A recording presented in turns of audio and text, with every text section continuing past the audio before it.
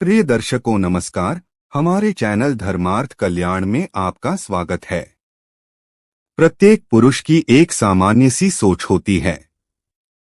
वह या तो स्वयं को दूसरों से बड़ा मानता है या स्वयं को बड़ा बनाने की इच्छा रखता है।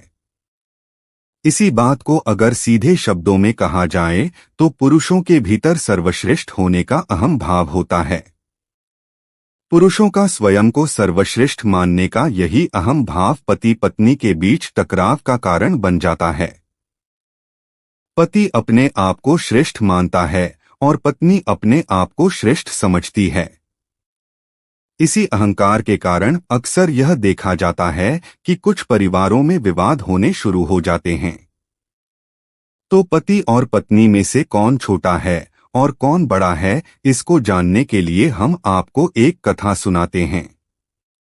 एक बार की बात है, एक राज्य के राजा को अपने जासूसों द्वारा पता चला कि उसके दरबार में अनेकों ऐसे कर्मचारी हैं जो अपनी पत्नी के साथ अक्सर मारपीट और झगड़ा करते हैं और पत्नी के ऊपर दबाव डालकर जबरदस्ती अपनी बात मनवाते हैं। राजा इस बात की तह तक पहुंचना चाहता था। वह जानना चाहता था कि मेरे राज्य में ऐसे कितने कर्मचारी हैं जिनकी अपने घर में मनमर्जी चलती है और कितने कर्मचारी ऐसे हैं जो घर में पत्नी का कहना मानकर बाहर झूठे शेर बनकर शेखी मारते हैं। राजा ने इस बात का पता लगाने के लिए अपने राज्य में एक प्रतियोगिता रखी। उसने प्रतियोगिता के लिए 3 नियम बनाए। पहले नियम के अनुसार सभी को बताना था कि उनके घर में किसकी मर्जी चलती है और किसी भी मामले पर घर में फैसले कौन लेता है। अगर पति पत्नी दोनों ही मिलकर फैसले करते हैं तो प्रतियोगी को एक संतरा उठाकर जाना होगा। संतरा चुनने वाले प्रतियोगी को किसी भी प्रकार का कोई भी पुरस्कार नहीं दिया जाएगा। दूसरे नियम के अनुसार अगर घर में सभी फैसले पति करता है तो उसे सिर्फ चुनना होगा। इसके साथ ही उसको राजा के अस्तबल में से लाखों रुपए कीमत वाला एक पसंदीदा घोड़ा इनाम में मिलेगा। और तीसरे तथा अंतिम नियम के अनुसार यदि इनाम जीतने के पश्चात यह पता चला कि कोई व्यक्ति अपनी पत्नी को मार पीट कर अपनी बात मनवाता है तो उसे आजीवन कारावास का दंड मिलेगा। अब सारे नियम जानने के बाद जो लोग यह सोच रहे थे कि शान से जाकर सेब उठा लेंगे और लाखों रुपए का पुरस्कार भी जीत लेंगे, उन्होंने भी मन ही मन अपना निर्णय बदल लिया।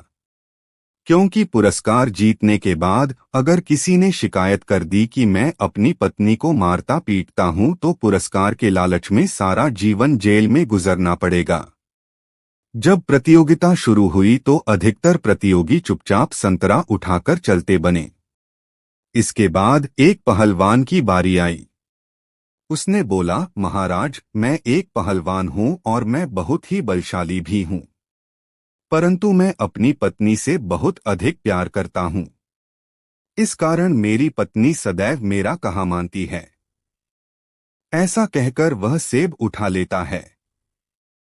यह देखकर महाराज ने कहा, पहलवान, तुम अस्तबल में जाओ और हमारे एक से बढ़कर एक बेशकीमती घोड़ों में से कोई सा भी एक घोड़ा अपने साथ ले जाओ। पहलवान घोड़ा लेकर चला गया। प्रतियोगिता इसी प्रकार से आगे भी चलती रही, परंतु अंत तक पहलवान के अतिरिक्त किसी और ने सेब नहीं उठाया। अंत में राजा घोषणा करने ही वाला था कि इस प्रतियोगिता में केवल पहलवान ही विजेता घोषित हुआ है। तभी पहलवान दरबार में वापस लौटकर आ गया और बोला, महाराज, मैं अस्तबल से काले रंग का घोड़ा अपने साथ लेकर गया था, परंतु मेरी पत्नी ने कहा कि काला रंग शुभ नहीं होता है, इसलिए इस घोड़े को बदलकर सफेद घोड़ा ले आओ। राजा यह सुनकर आश्चर्यचकित होकर बोला, अरे ओ मंदबुद्धि पहलवान, कम से कम अन्य प्रतियोगियों को यह तो पता था कि घर में किसकी चलती है, परंतु तुम्हारे घर में किसकी चलती है यह तुम्हें आज ही पता चला है। इसलिए घोड़े को अस्तबल में छोड़ दो और यहां से तुरंत भाग जाओ। प्रतियोगिता समाप्त होने को हुई। अंत में केवल राजा और उसका सेनापति ही अकेले बचे। लेकिन दोनों में से किसी की भी एक दूसरे से पूछने की हिम्मत नहीं हुई कि उनके घर में किसकी चलती है। रात्रिभोज के समय राजा और सेनापति साथ साथ गए। वहां पर भोजन से पहले राजा ने सेनापति से प्लेट में रखे सेब और संतरों में से कोई एक फल उठाने के लिए कहा। तब सेनापति ने एक सेब उठा लिया और धीरे धीरे मन ही मन मुस्कराने लगा। राजा ने मुस्कराने का कारण पूछा तो सेनापति ने कहा, महाराज, मैं उठाना तो संतरा ही चाहता था, परंतु मेरी पत्नी ने कहा था कि यदि राजा कहे तो सेब और संतरा में से सेब ही उठाना, नहीं तो राजा ये सोचेंगे कि इतने बड़े राज्य के सेनापति की अपने घर में ही नहीं चलती है। इसके बाद सेनापति ने भी राजा से हिम्मत करके पूछ ही लिया, महाराज, यह बताइए कि आप पुरस्कार में सोना, चांदी, हीरे और जवाहरात भी रख सकते थे, परंतु आपने पुरस्कार में घोड़ा ही क्यों रखा? राजा ने जवाब दिया, सुनो सेनापति, असल में पुरस्कार में मैं सोने के सिक्के ही रखना चाहता था, परंतु रानी ने कहा कि आप सिक्के नहीं, घोड़ा ही इनाम में रखिएगा। इस बात पर सेनापति और राजा दोनों ही हंस पड़े। राजा बोला, अच्छा ही हुआ कि मैंने पुरस्कार में घोड़ा ही रखा। यदि सिक्के रखे होते तो वह पहलवान लौटकर वापस नहीं आता, और यह कभी पता नहीं चलता कि पहलवान के घर पर किसकी चलती है। इस प्रकार से इस कथा का निष्कर्ष यह निकलता है कि वास्तव में पतियों की घर में कभी नहीं चलती है। इसीलिए पति की श्रेष्ठ बनने की आकांक्षा का अंत नहीं हो पाता है।